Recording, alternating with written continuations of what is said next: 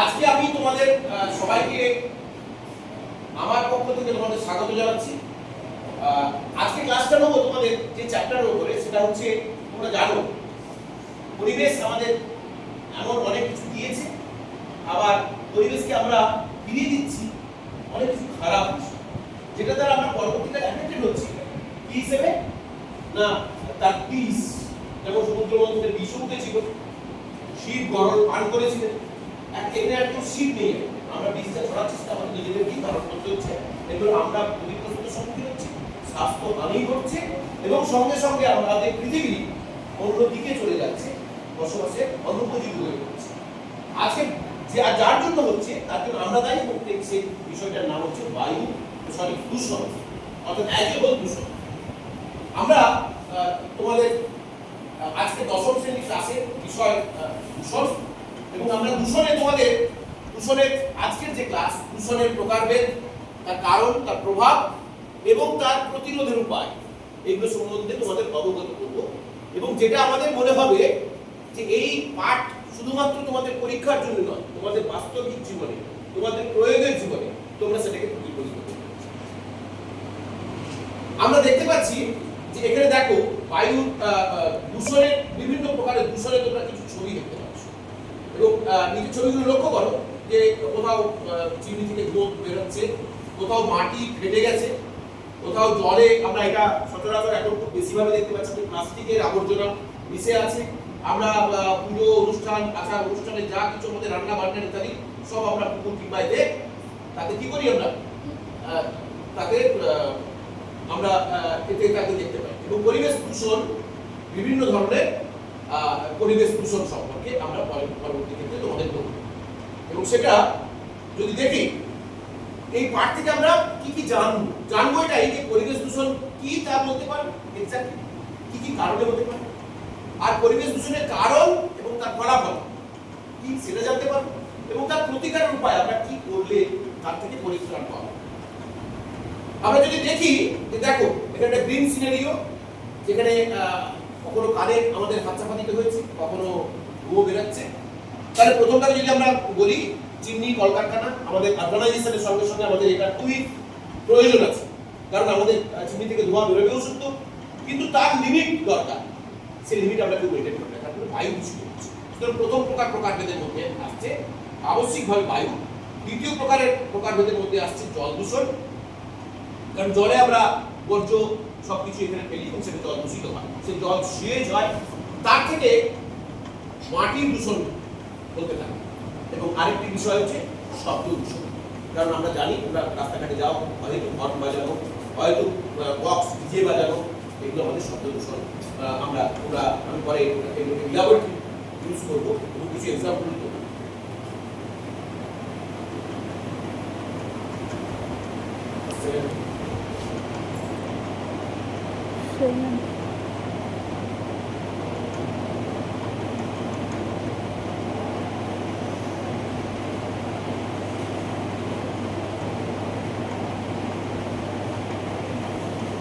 তোমাদেরকে একটুখানি হয়তো আলোটার জন্য অসুবিধা হচ্ছে, আমি একটু আলোটা বন্ধ করি, তাহলে বুঝতে সুবিধা হবে।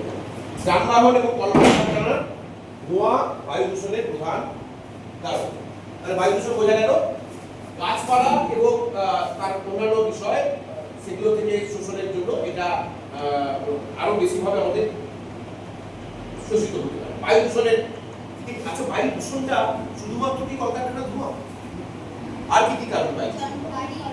গাড়ির ধোঁয়া, তাই তো।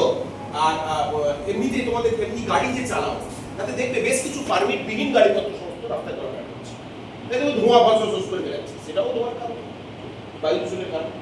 আরো অনেকভাবে বায়ু দূষিত হচ্ছে, এবং সেখানে ক্ষতিকারক যে গ্যাস, যেটা বায়ুর যে উপরে লেয়ার আছে, যেটা সূর্য থেকে আগত রশ্মিকে, আল্ট্রাভায়োলেট রেকে যারা কি করে, প্রোটেক্ট করে, সেই আটকায়, সেই ওজোন স্তরকে কি করছে, ফুটো করে দিচ্ছে, তারপরে ডাইরেক্টলি সেই আল্ট্রাভায়োলেট রে পৃথিবীতে এসে পৌঁছচ্ছে এবং আমাদের বিশ্ব উষ্ণায়ন অর্থাৎ তাপমাত্রার পরিমাণকে বাড়াচ্ছে।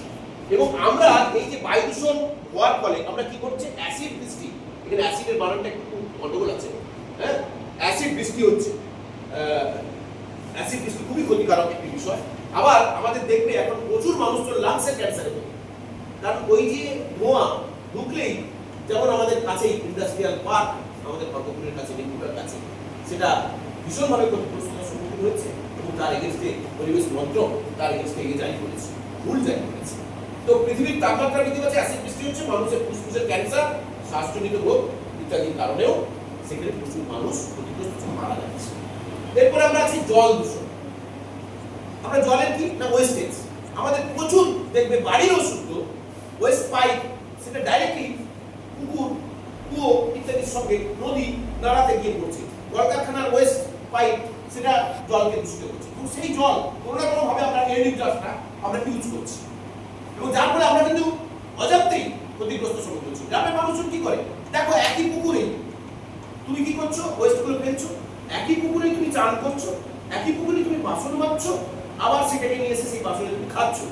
তারপরে কতগুলো জিনিস একসঙ্গে জড়িয়ে আছে যার দ্বারা আমরা এই জল দূষণের দ্বারা ক্ষতিগ্রস্ততার সম্মুখীন হচ্ছি। দেখো কত ভাবে দেখো, এতে ওয়েস্ট আসছে কারখানা থেকে, অয়ব বিস্ফোরণ মানে পায়খানা মূত্রমুখ ইত্যাদি সেগুলো মিশ্রিত হয়ে যাচ্ছে, ময়লা আবর্জনা ফেলা হচ্ছে, কাপড় ধোয়া হচ্ছে, এটা তো প্রায় হামেশাই ঘটে থাকে, সেই জল আমরা ইউজ করি।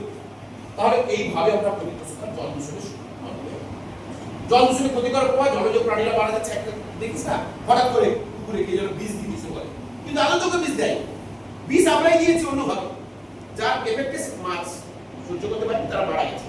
দেখবে এটা হয়, অনেক পুকুরে দিকে মাছ ভেসে উঠছে, সকাল থেকে লাইন পড়ে যায় দেখতে। আমাদেরই কৃতকর্মের ফল, আমরাই সেই মাছের দ্বারা মানুষ কলেরা বা ডায়রিয়ার মতো হামেশাই হয় আমাদের ডায়রিয়া, যারা আমরা জলটাকে সঠিকভাবে খাই না, তো সেভাবেও আমরা মানে আক্রান্ত হচ্ছি।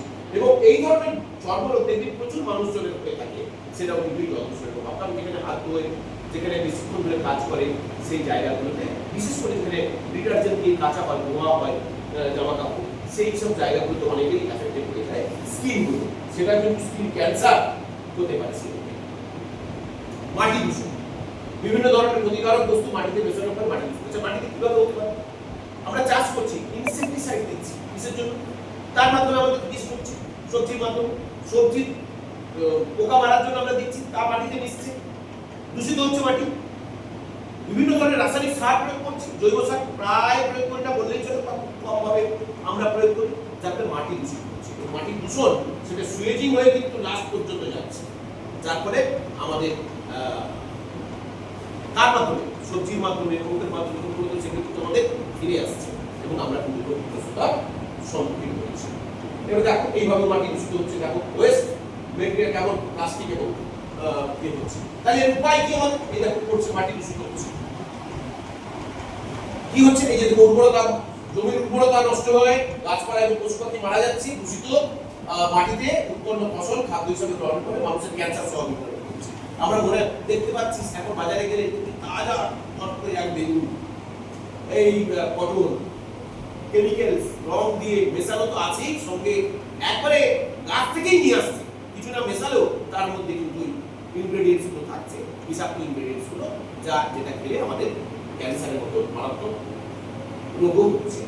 শব্দ দূষণ, এটা তোরা বলেছি যে তোরা স্কুল থেকে ফেরা যাতায়াতের মধ্যে দেখিস হয়তো পারে, যেটা বাজানো উচিত হয়তো সেটাকে আমরা ইয়ে করতে পারবো না, অ্যাভয়েড করতে পারবো না, কিন্তু যেটা বাজানো উচিত নয়, দেখবি লেখা থাকে স্কুলের সামনে বাজাতে নেই, লেখা আছে কিন্তু বাজি বেরিয়ে যাচ্ছে।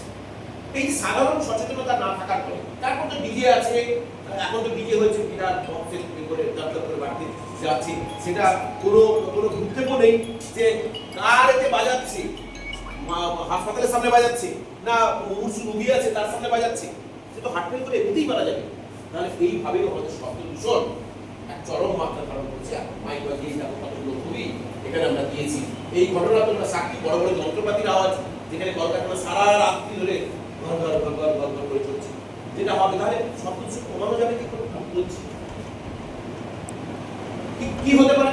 ফলটা অবসন্নতা, সর্বশক্তি হ্রাস, ঘুমে ব্যাঘাত সৃষ্টি, কর্মক্ষমতা হ্রাস ইত্যাদি সমস্যা শব্দ দূষণের ফলে হয়ে থাকে। আর কি দূষণ যেটা একটু আমরা বলি কি হয়ে থাকে, যে দৃশ্য দূষণ, এটা কি বলছি? দৃশ্য দূষণ কি? না, চারদিকে আজকাল তুমি গেলে দেখতে পাবে শহর পুরো ঢেকে গেছে হোর্ডিং, ব্যানার, বিভিন্ন ধরনের ছবি সভা হয়তো অপ্রয়োজনীয় ছেয়ে গেছে, কাট আউট বিভিন্ন রাজনৈতিক দলের বা দলের ছেয়ে গেছে। তাহলে সেটাকে আমরা কিভাবে অ্যাভয়েড করতে পারি? না, আমাদের সচেতনতা বাড়াতে হবে, রেস্ট্রিকশন। তাহলে আমরা তো কি অবস্থা, আমরা তো কিছু করতে পারি না দূষণকে প্রতিরোধের জন্য। হ্যাঁ, আমরা করতে পারি অনেক কিছু, আমাদের মধ্যে সচেতনতা গড়ে তুলতে হবে। যেমন সরকারি স্তরে সচেতনতা গড়ে তুলতে হবে, তেমনি আম জনতার মাঝে সচেতনতা গড়ে তুলতে হবে। কিভাবে গড়ে তুলতে পারি? ধরো প্রথম আমরা কি বলেছি, বায়ু দূষণ। বায়ু যে হচ্ছে যে কোনো জায়গায় তার পারমিশন থাকে, একটা নির্দিষ্ট লাইসেন্স দেওয়া হয়, লাইসেন্স রিনিউয়াল করতে হয়, সেখানে দূষণের মাত্রা যেটা আমরা বাইক চালাই তাদেরও একটা দূষণ নিয়ন্ত্রণ পর্ষদের কাছে সার্টিফিকেট দিতে হবে। কিন্তু আমরা কি করি? তাহলে সচেতনতা বাড়াতে হবে, কলকাতার প্রতি সচেতনতা বাড়াতে হবে, যাতে ইন্সপেকশন বাড়াতে হবে, যাতে করে দূষণের মাত্রাটা কমে। কলকাতার বন্ধ করতে পারবো না, কিন্তু দূষণের মাত্রাকে আমরা নিয়ন্ত্রণ করতে পারি। উন্নত দেশগুলোতে কিন্তু তদারকি আছে এবং তাদের ফাইন হয়ে যাবে। ঠিক আছে? তারপরে আমরা কি জল দূষণ। জল দূষণে ওয়েস্ট যারা নির্গত করছে, সে কলকাতা থেকে হোক, আমাদের যারা আমরা করছি তাদের মধ্যে সচেতনতা বাড়াতে হবে। আর যারা কলকাতা থেকে আসছে তাদেরকে ইন্ডাস্ট্রিয়াল যে অথরিটি আছে তাদের মাধ্যমে লাইসেন্সের ব্যবস্থা করতে হবে, আদারওয়াইজ লাইসেন্স ক্যান্সেল এটা করতে হবে। শব্দ দূষণ, পুলিশ আছে, স্থানীয় কর্তৃত্ব তাদের থেকে আমরা পারমিশন দিচ্ছি। আর মাইক বাজিয়ে, আজ পুরো ধর্মীয় অনুষ্ঠান হোক, পুরো সামাজিক অনুষ্ঠান হোক, তারা মাইক বাজিয়ে করছে, পুলিশ ইচ্ছা করে স্কুলে বন্ধ করতে পারে, ঘরে ঘরে ঢুকিয়ে দিতে পারে। কিন্তু আমরা সেটা কোনো না কোনো কারণে করি, তাহলে এটাকে বন্ধ করতে হবে। তাহলে শব্দ দূষণ, মৃত্তিকা দূষণ, আমরা মানে যথেচ্ছা যা করছি, যে বিভিন্ন কীটনাশক, বিভিন্ন রাসায়নিক সার, যাতে জৈব সার যাতে ইউজ করতে পারে, কিভাবে করলে হবে, শিক্ষকদের কৃষকদের সঠিকভাবে ট্রেনিং দেওয়ার ক্ষেত্রে সেটা ব্যবস্থা করতে হবে।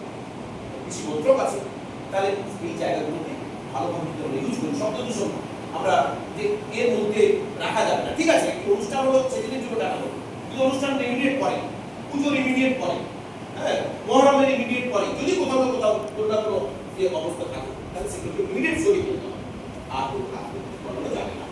তাহলে এই এতগুলো বিষয় থেকে আমরা এইভাবে বাঁচতে পারি। বিশ্ব দূষণ বললাম, সুতরাং আমরা বলতে পারি বায়ু দূষণ, জল দূষণ, মাটি দূষণ, শব্দ দূষণ এবং বিশ্ব দূষণ সহ বিভিন্ন ধরনের দূষণের যে দীর্ঘমেয়াদী প্রভাব আমাদের মধ্যে রয়েছে, যা মানব স্বাস্থ্য এবং পরিবেশের উপর মারাত্মক প্রভাব ফেলে। এই প্রভাবগুলি স্বাস্থ্যজনিত রোগ, হৃদরোগ, ক্যান্সার, প্রজনন সমস্যা, অটো ইমিউন সিস্টেম, যেটা রোগ বা হয় সেই ইমিউন সিস্টেমগুলো আমাদের নষ্ট হয়ে যায় এবং পরিবেশগত বিপর্যয় আমাদের ডেকে আনে। আলটিমেটলি আমাদের বিশ্ব উষ্ণায়নের প্রধান এই কারণ হচ্ছে এই বায়ু দূষণ, যেটা মানে বায়ু দূষণ প্রধান কারণ, যার ফলে আমরা আগামী দিনে হয়তো আমাদের এই সুন্দর পৃথিবী, আমাদের এই সবুজ পৃথিবীকে আমরা বছরেই হারাতে পারি, সেটা মানুষের হয়তো বসবাস হয়ে বোঝা গেল। আজকে এই ক্লাসটা কিন্তু তোমাদের করানো এই কারণে যে এর দ্বারা তোমরা যাতে এই সচেতনতা বাড়ে এবং পরবর্তীতে তোমরা সামাজিক ক্ষেত্রে গিয়ে সবাই দেওয়া দিস মাস